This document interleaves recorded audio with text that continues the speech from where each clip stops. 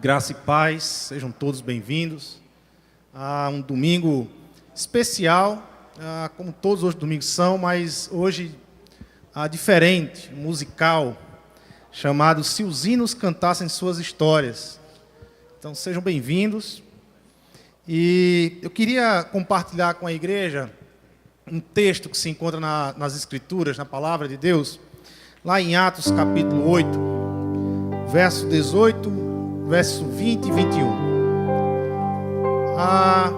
O texto fala que sobre os discípulos de Jesus, no início da caminhada, eles receberam o Espírito Santo, receberam então a ordenância, né? O chamado para anunciar o Evangelho por onde eles fossem. E assim começou a igreja, vibrante, uma igreja cheia de coragem. Mas teve um primeiro empecilho. Um grupo de sacerdotes, líderes em Israel, conhecido como Sinédrio, e eles que tomavam conta das leis, né? Eram os guardiões das leis, da retidão. E esse grupo então convoca Pedro, João, os líderes ali da igreja, e adverte fortemente de que eles não poderiam anunciar Jesus Cristo, que a mensagem deles estava errada. E o texto diz assim: então, chamando-os novamente, ordenaram-lhes que não falassem nem ensinassem em nome de Jesus, pois não podemos deixar de falar do que vimos e ouvimos. Depois de mais ameaças, eles os deixaram ir. Não tinham como castigá-los, porque todo o povo estava louvando a Deus pelo que acontecera. Agora, o mais interessante é a oração desses discípulos. Quando eles saem de lá, e aí então eles se juntam com os outros discípulos e eles vão orar. E preste atenção na oração deles. Verso 20. Aliás, verso 29, para quem está acompanhando. Agora, Senhor, considera as ameaças deles e capacita os teus servos para anunciarem a tua palavra corajosamente.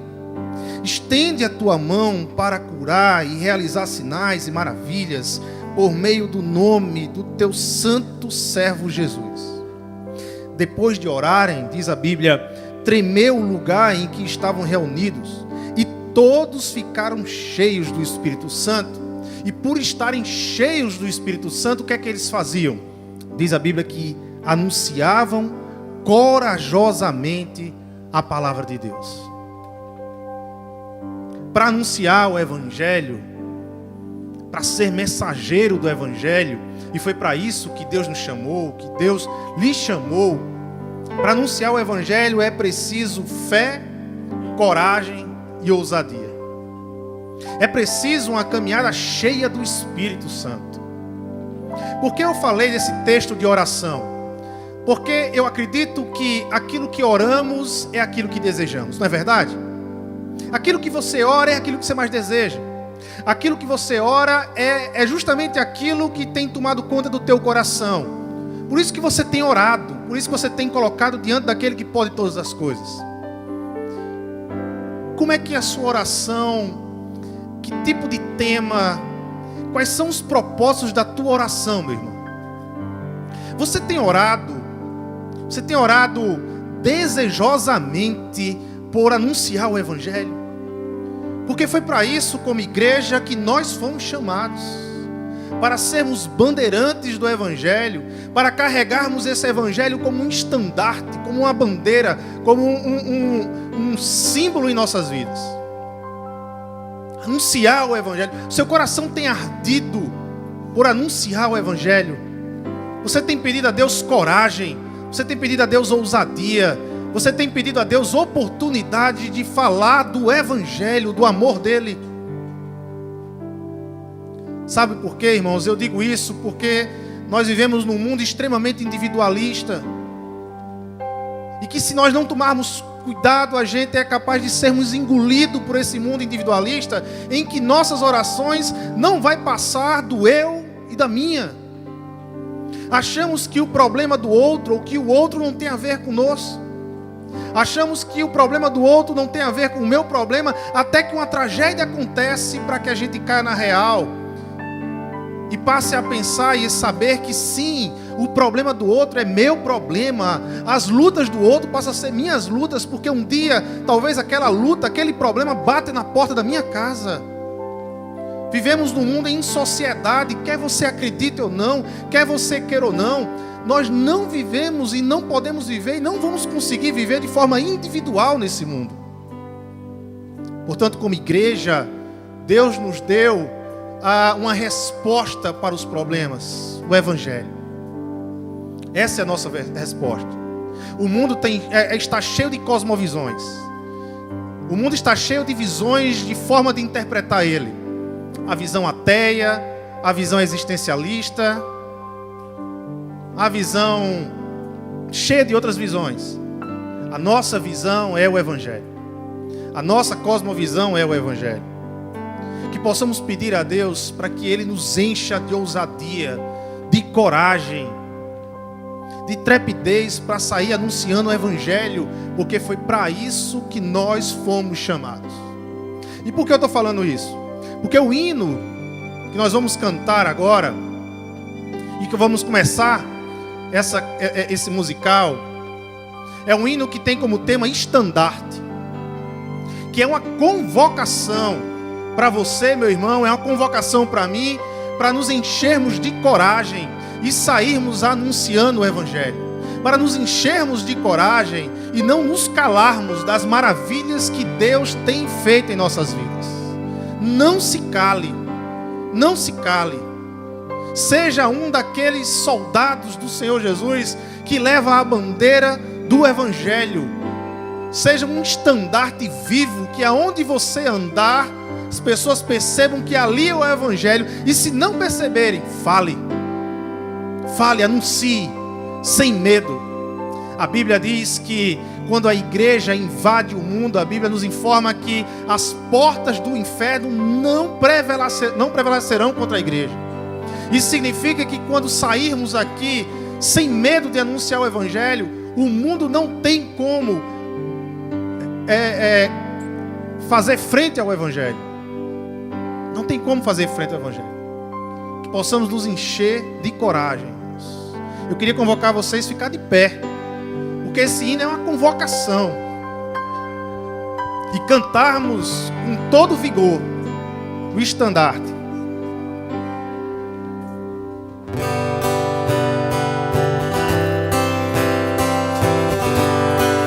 Você pode bater palmas?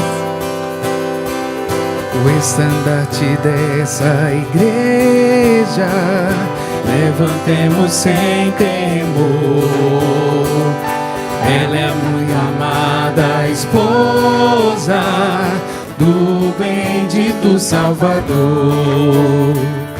É Jesus o comandante, verdadeiro que a conduz.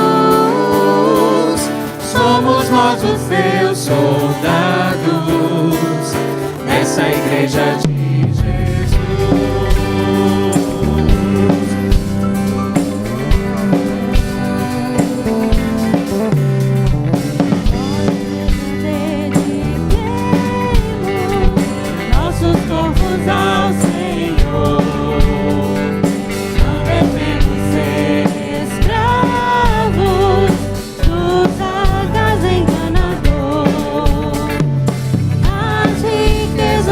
Nos dá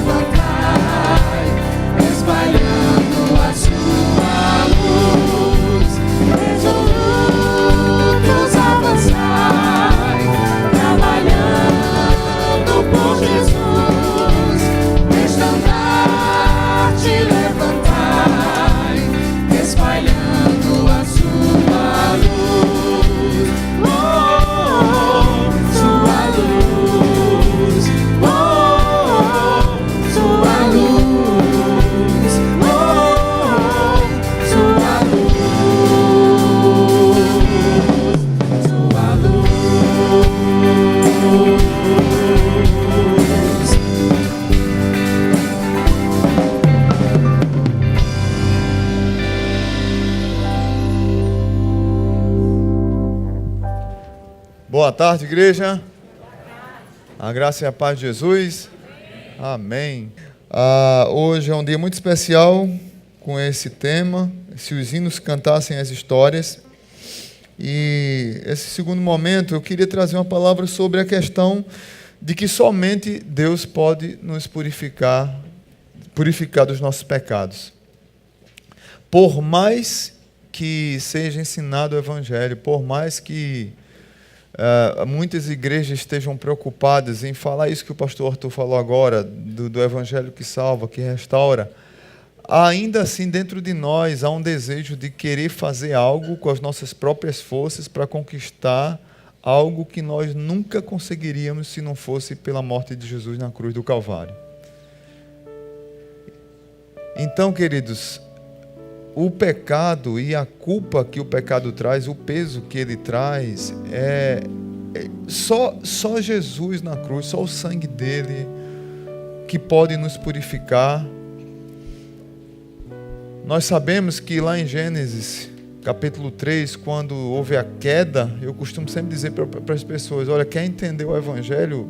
Leia Gênesis 3 e entenda que você um dia tomou uma queda porque Adão caiu e nós caímos junto com ele.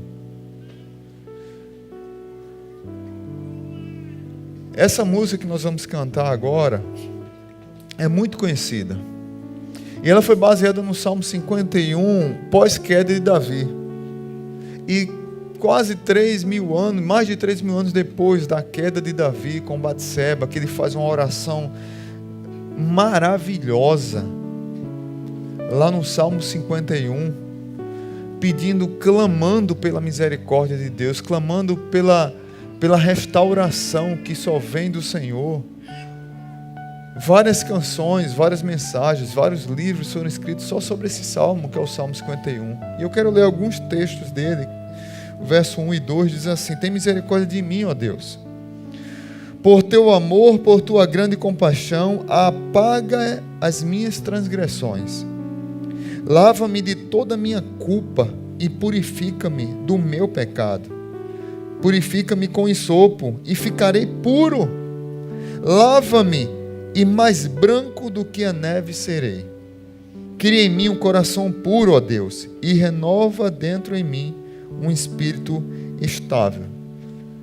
Davi, ele rasga o seu coração diante do seu pecado, trazendo a dor da culpa. Tem outro salmo, Salmo 32, que ele diz assim: enquanto me calei, os meus ossos se desconjuntaram, os meus ossos clamaram, doíam meus ossos. O pecado tem esse poder destruidor, avassalador na nossa vida. A única maneira que nós podemos nos libertar dele é através do sangue de Jesus.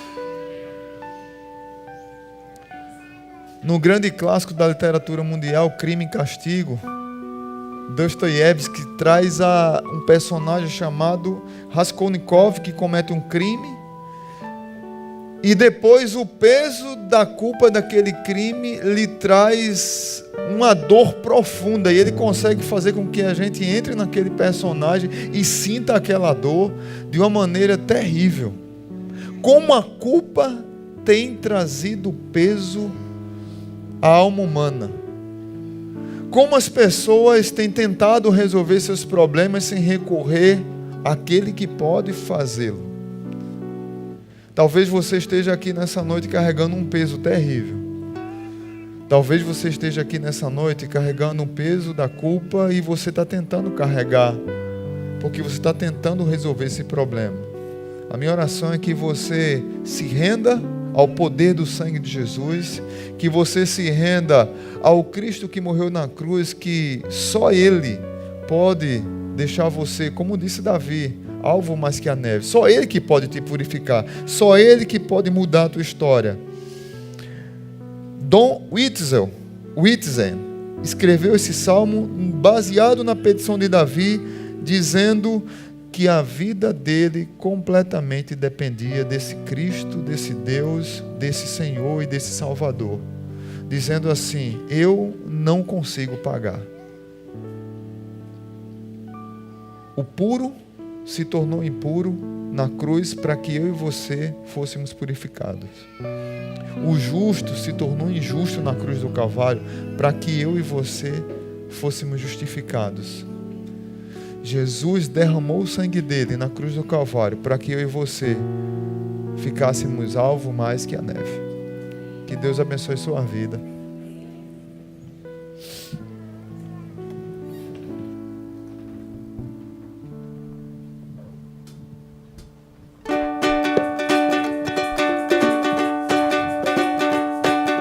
Seja bendito Cordeiro, que na cruz por nós padeceu.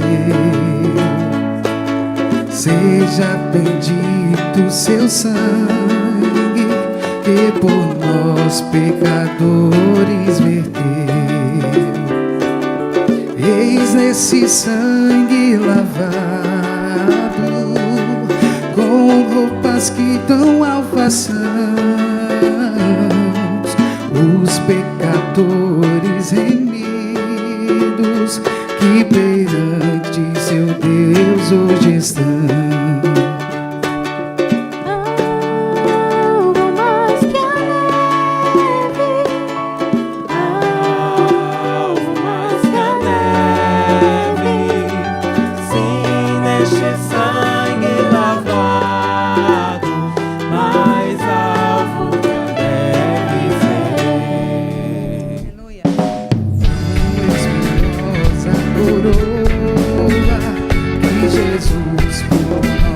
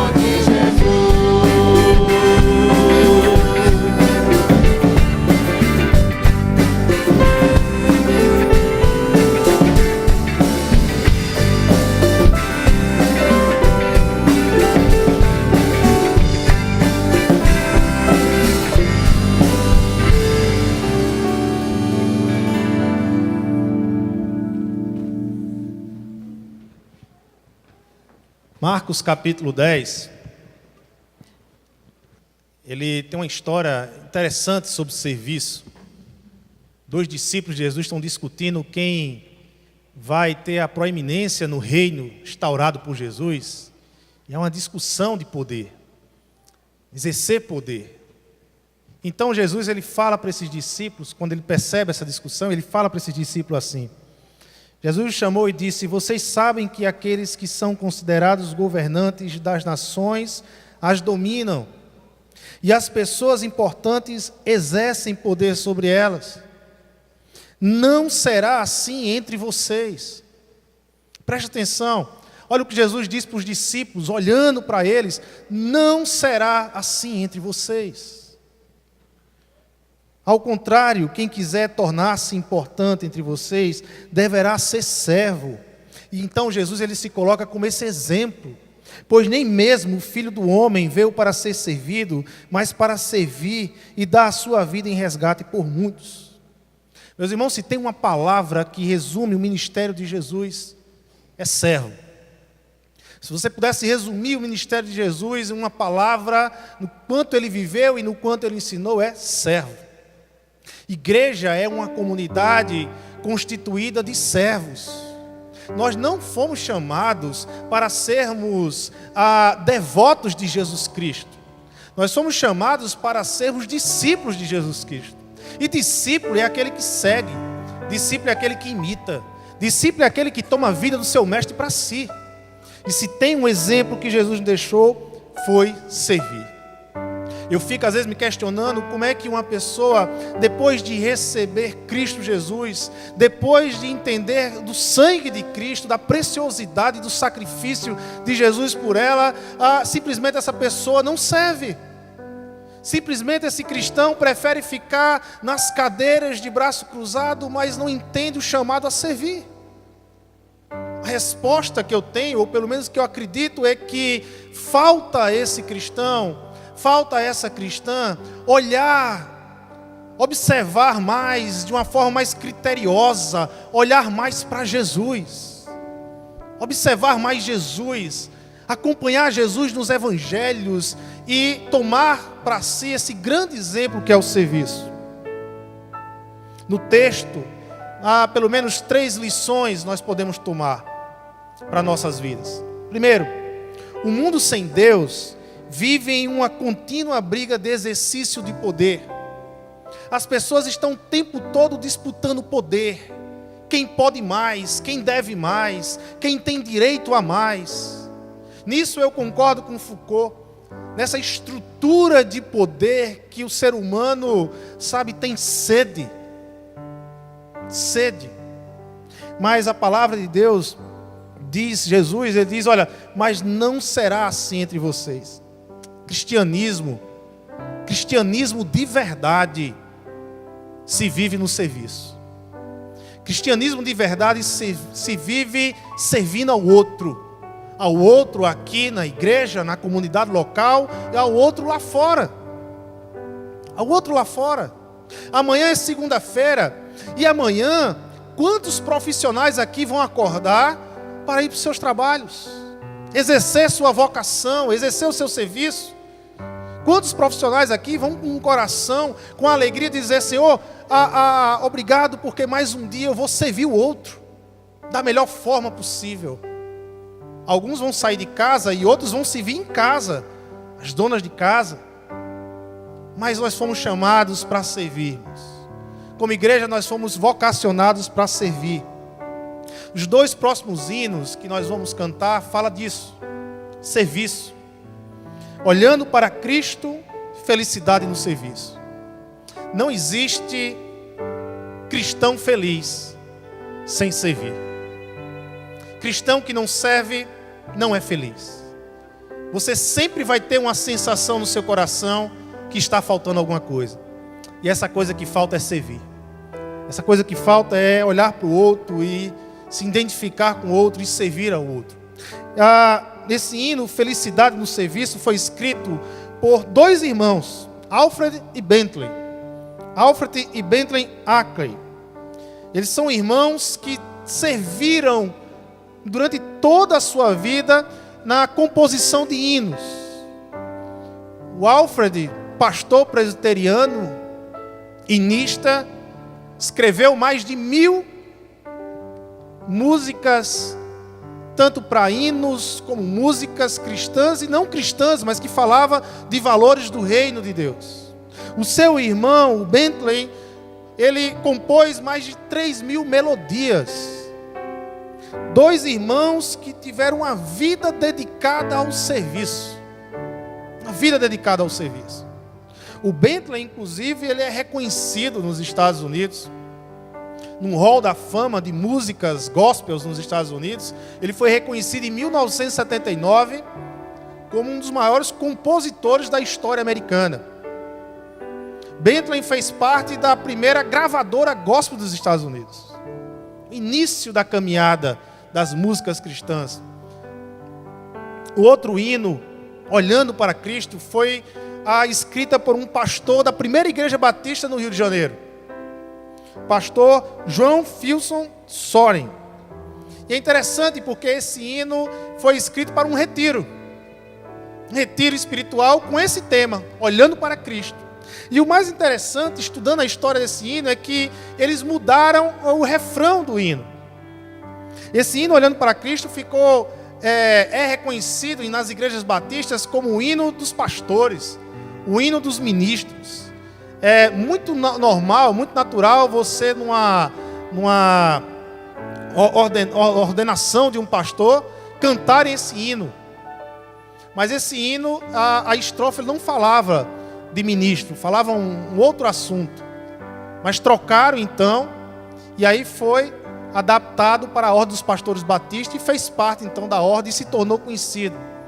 É interessante que a arte, a música, ela se ressignifica, se reconstrói, mas continua forte no coração e continua falando do amor de Deus. Que a gente possa ouvir esses 2 hinos, lembrando do serviço, irmãos. Lembrando do servir. Um cristão que não serve, ele não é feliz. Que a gente possa se encher de coragem, que a gente possa se encher de vontade hoje em servir ao Senhor. Servir.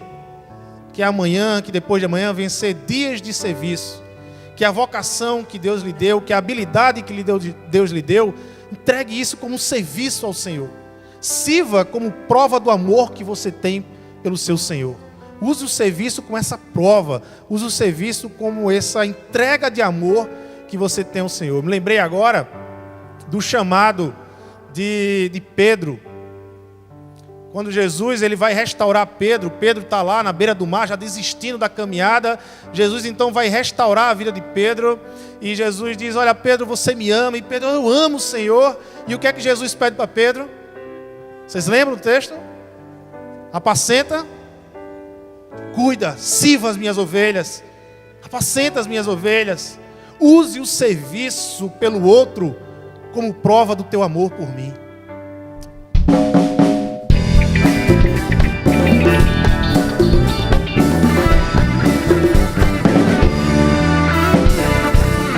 Hoje forte e contundente a guerra do pecado, mas os seus clamores não podem me afligir.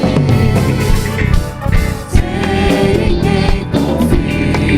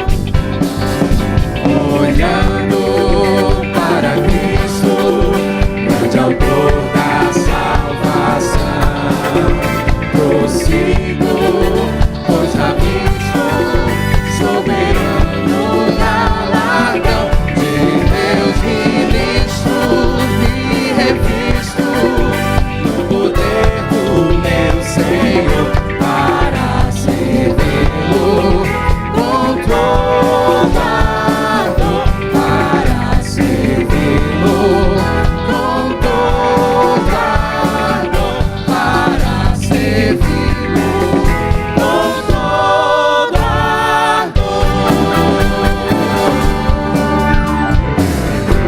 meu rei, eu sou feliz, satisfeito, abençoado, proclamando do meu rei a salvação, no serviço do meu rei, no serviço do meu rei, minha vida entregarei, pois o paz, felicidade tem quem serve ao meu bom rei. No serviço do meu rei eu sou feliz, obediente, corajoso, na tristeza ou na alegria sem sorrir. No serviço do meu rei, no serviço do meu rei, minha vida entregarei, pois o paz, felicidade tem quem serve ao meu bom rei. No serviço do meu rei, minha vida entregarei, pois o paz, felicidade tem quem serve ao meu bom rei. Mais felicidade em quem serve ao meu morrer. Amém. A música que nós vamos cantar agora me trouxe uma reflexão de... Para mim é um dos hinos mais lindos do cantor cristão, esse que nós vamos cantar. E ele traz a ideia de que a voz de Jesus ela nos guia, ela nos traz paz, nos traz direção, nos traz segurança. João capítulo 9, João conta a história de um cego de nascença, um cego que era mendigo e que os mestres da lei estavam ali questionando e perguntando por que ele era cego. Eu comecei a me interessar por assunto de cegueira quando eu descobri há uns 20 anos que eu tinha glaucoma e que era muito grave para a minha idade na época. E aí comecei a ler sobre isso, aí depois eu fui impactado com aquele livro de José Saramago, Ensaio sobre a Cegueira, depois veio o filme, depois li livro e comecei a pesquisar sobre a vida de Fanny Crosby, uma compositora que a gente vai falar daqui a pouco. Como muitas vezes nós nos enganamos achando que um cego não enxerga, mas muitas vezes nós é que somos cegos. Tem um cego que estava no caminho de Jericó, não sei quem lembra, quando Jesus estava subindo para Jerusalém, já perto da sua crucificação, e aquele cego ficava: filho de Davi, filho de Davi, filho de Davi, tem compaixão de mim. E todo mundo: sai daqui, cego. E Jesus disse: não, peraí. Todos que estão cercando Jesus, a multidão, todas as pessoas, ninguém tinha feito aquela declaração. Mas um cego enxergava muito mais do que todos que estavam ali do lado de Jesus.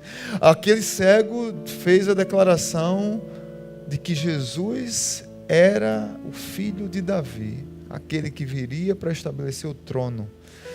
Ele deu o título de realeza de Jesus e que nenhum que estava do lado dele sabia, porque não enxergava. Mas aquele cego enxergava muito bem. Eu tenho até uma pregação que eu digo: olha, o cego que enxergava muito bem era o cego de Jericó. Mas esse cego de João me chama a atenção porque ele era de nascença. Jesus o cura. os fariseus questionam por que ele foi curado, como foi, quem foi, quem é o pecador, quem pecou mais, quem não pecou, e eles começam na frieza da letra querer explicar por que aquele homem era cego ou por que aquele homem foi curado. E depois eles veem aquele homem lá como mendigo que ele era, vendo o que ele enxergava, questionam e expulsam ele do lugar que ele estava. E depois aquele homem se encontra novamente com Jesus. O homem diz: olha, rapaz, é o seguinte, eu não sei, eu sei que eu era cego e agora eu vejo. Aí Jesus se encontra com aquele homem, lá no capítulo 9, a partir do verso 35 de João, diz assim: Jesus ouviu que o haviam expulsado, e ao encontrá-lo disse: você crê no Filho do Homem? Perguntou o homem: quem é ele, Senhor, para que eu nele creia? Disse Jesus: você já o tem visto, é aquele que está falando com você. E o homem disse: Senhor, eu creio. E o adorou. Disse Jesus: eu vim a este mundo para julgamento, a fim de que os cegos vejam e os que veem se tornem cegos. Alguns fariseus que estavam com eles ouviram dizer e perguntaram: acaso nós também somos cegos? Disse Jesus: se vocês fossem cegos, não seriam culpados de pecado. Mas agora que dizem que pode ver, a culpa de vocês permanece. Tem muitas pessoas que dizem que enxergam, mas não enxergam nada. Tem muitas pessoas que não enxergam, mas enxergam muito bem. E não é à toa que João colocou o argumento do cego aqui. Porque logo depois, no capítulo 10, vai falar do bom pastor. E o bom pastor cuida das suas ovelhas. As suas ovelhas ouvem a sua voz e a seguem. Por mais míope que a ovelha seja, por mais cega, por mais deficiente que a ovelha seja, por mais fragilizada que a ovelha seja, elas ouvem a voz do bom pastor. O cego do capítulo 9 é um argumento para amarrar de que aqueles que receberam Jesus ouvem a voz do seu pastor. Desfrute desse tempo agora com essa música maravilhosa.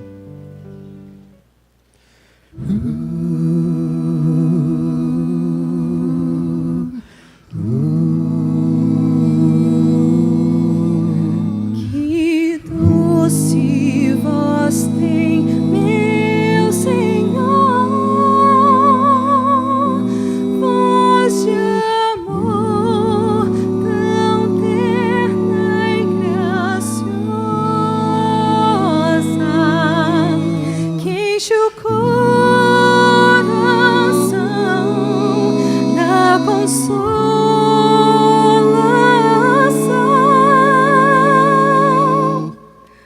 que só o crente goza.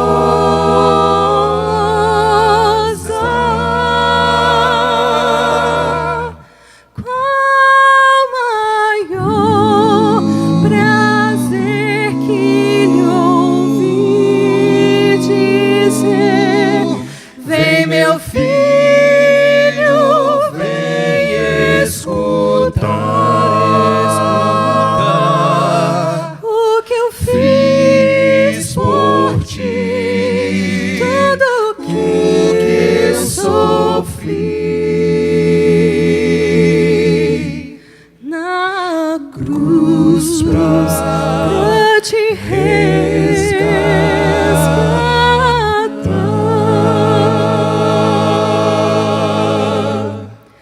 O que eu fiz por ti, tudo o que sofri na cruz pra te resgatar.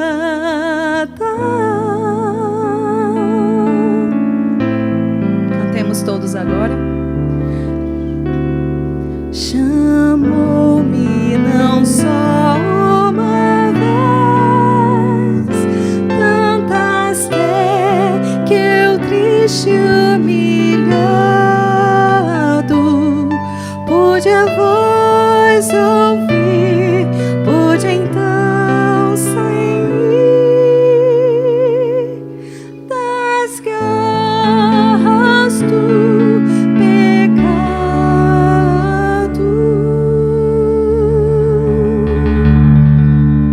Qual maior prazer que lhe ouvi. Cante.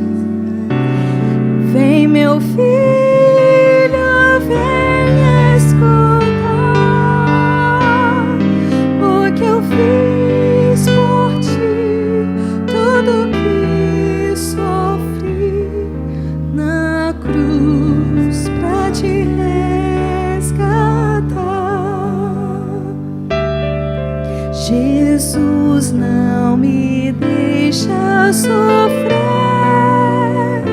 Sua voz me ensina o caminho de vencer o mal com firmeza tal que nunca estou sozinho. Aleluia. Qual maior prazer que lhe ouvir dizer: vem, meu filho, vem escutar o que eu fiz por ti, tudo que sofri na cruz pra te resgatar.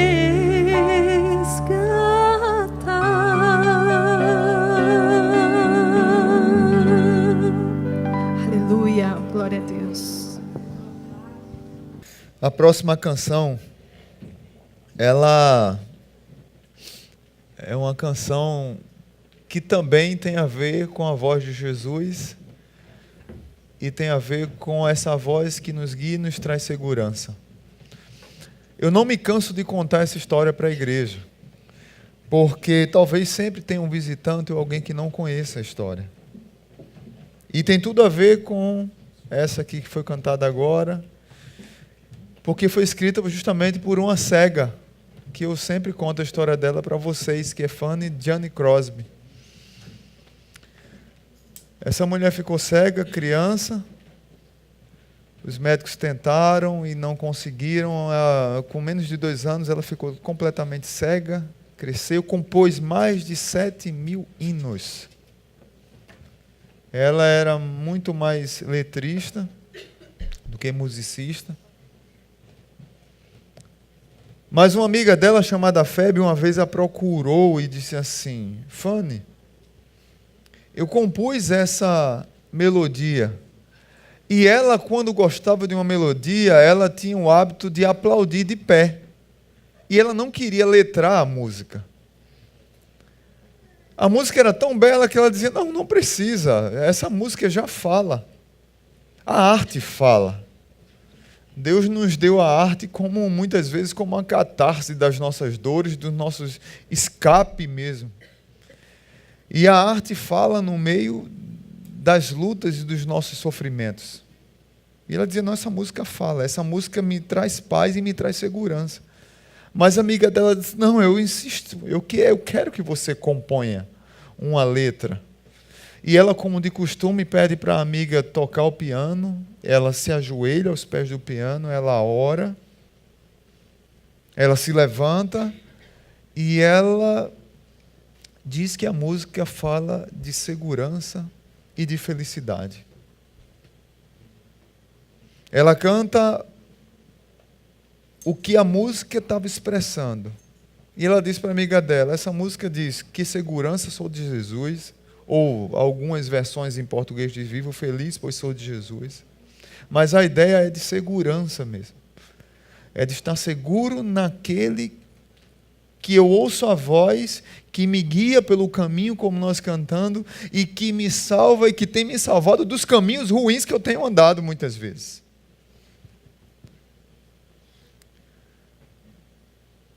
Fanny Crosby, certa vez conversando com seu pastor, o pastor disse para ela o seguinte: poxa, eu fico admirado com a sua paixão, com a maneira como você põe todas as dores da sua cegueira, do seu sofrimento, das suas lutas, na poesia, na música.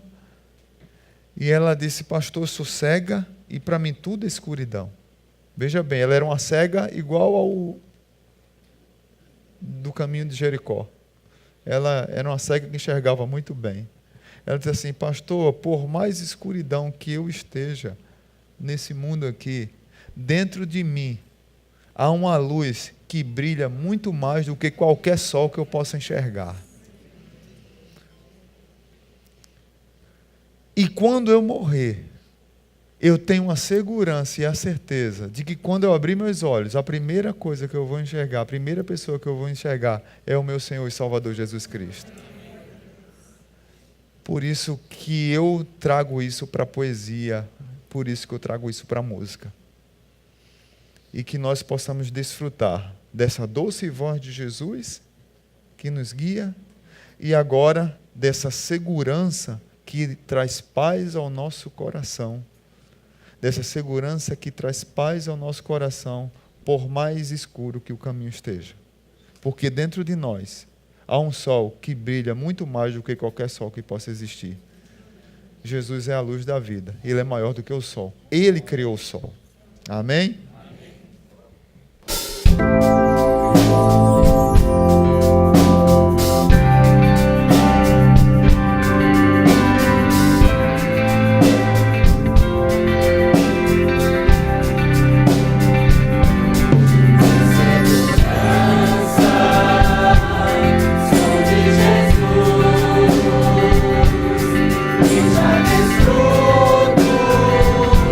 As bênçãos da luz.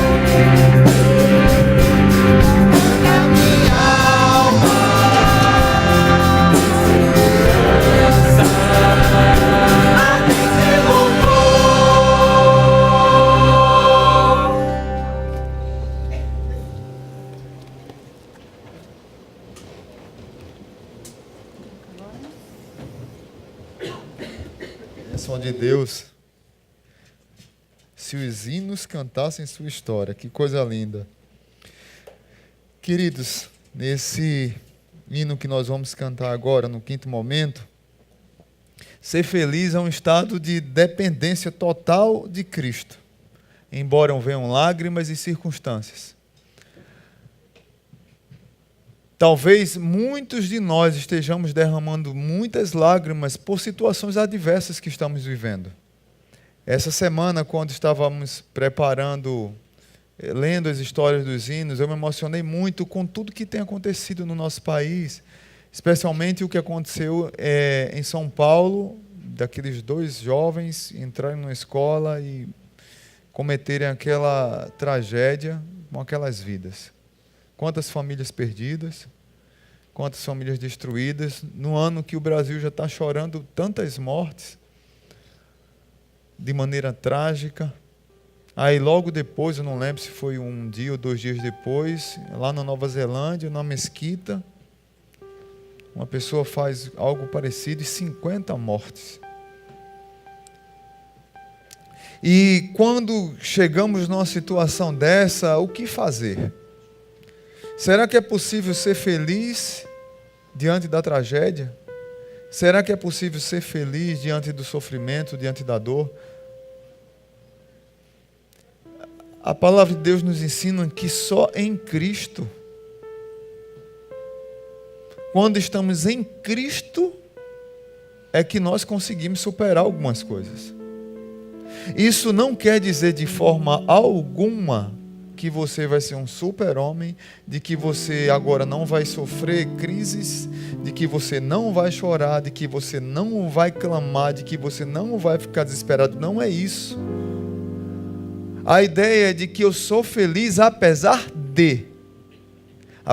da tragédia, apesar do luto, apesar do sofrimento, apesar das lágrimas derramadas, apesar das lutas dentro de casa, apesar dos filhos longe do Senhor, apesar das crises que o país está passando, apesar da violência que o mundo tem sofrido, apesar das tragédias que nós temos visto nos noticiários, eu sou feliz. E o autor desse hino, ele passou por uma tragédia. Horatio Gates Spafford, americano, advogado, professor universitário, morador de Chicago, tinha 5 filhos. E no ano de 1870, ele perde o seu primeiro filho, o único filho homem. Por uma situação, ele perde o seu filho e fica com sua esposa e mais 4 filhas. Ele era um homem que ajudava muito as cruzadas evangelísticas de Dwight L. Moody. Investia, ele era investidor também. Só que no mesmo ano de 1870, ele perdeu um filho e teve um incêndio em Chicago e ele perdeu muito dos seus bens. E ele entrou numa crise junto com a família. E ele queria o conselho do amigo e ao mesmo tempo ele não parou de servir por causa do sofrimento, por causa da perda do incêndio.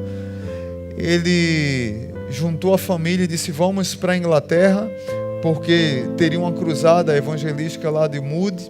E ele, quando está perto de embarcar com a família, ele não pode ir porque teve um outro problema em Chicago, ele teve que ficar nos Estados Unidos para resolver. E aí ele embarca suas 4 filhas e sua esposa.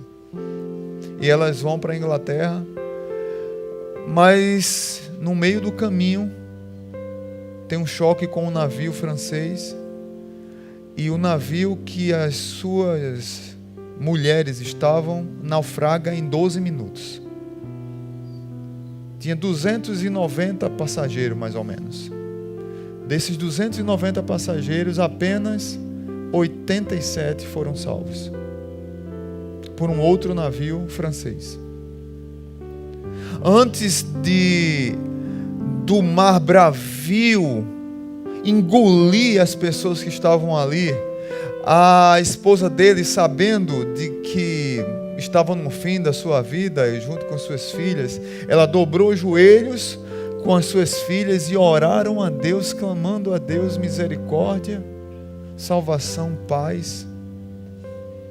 E as pessoas ali ficaram emocionadas com 5 mulheres chorando e orando. E veio uma onda violentíssima e espalhou todas aquelas pessoas que estavam ali. A mulher dele foi salva. E quando chegou num porto, ela telegrafou para o marido e disse: salva, porém só. Foi essa a mensagem que ele recebeu. Tinha perdido o filho, tinha perdido os bens, agora perdeu umas 4 filhas. Ele pega um navio para se encontrar com sua esposa. E o capitão do navio, quando está próximo ao local que houve a tragédia, ele diz: foi aqui a tragédia. E naquele momento, aquele homem dobra os joelhos a Deus, clamando consolo do Senhor, clamando paz no coração, com saudade das suas filhas. E ele compõe esse hino ali, naquele momento, no navio. Ele escreve a poesia, ele não compôs a melodia.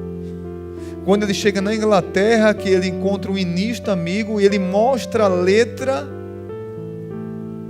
e na mesma hora o amigo põe a melodia que nós conhecemos e que é famosa no mundo todo e que todos nós cantamos e nos emocionamos. Mas não para aí. Deus o chama para cuidar de órfãos. E ele volta para Chicago, vende tudo que tinha e abre um orfanato em Jerusalém. E após ele cuidar desse orfanato em Jerusalém, nesse período a esposa dele tem mais uma filha. E após a morte dele, da esposa, a filha continua com esse orfanato em honra aos pais. Queridos irmãos, só em Cristo nós podemos suportar essas dores. Spafford e sua esposa são um tipo de Jó moderno. Tem muitos Jóis aqui. Tem muitas pessoas aqui que choram horrores por lutas, tragédias que passam. Mas você pode cantar plenos pulmões: eu sou feliz porque eu sou de Jesus. Eu sou feliz porque em Cristo, apesar de qualquer sofrimento que possa destruir ou trazer dor à minha alma, em Cristo eu sou feliz, apesar de qualquer coisa que chegue. Vamos cantar essa música. Abra o seu coração e cante conosco.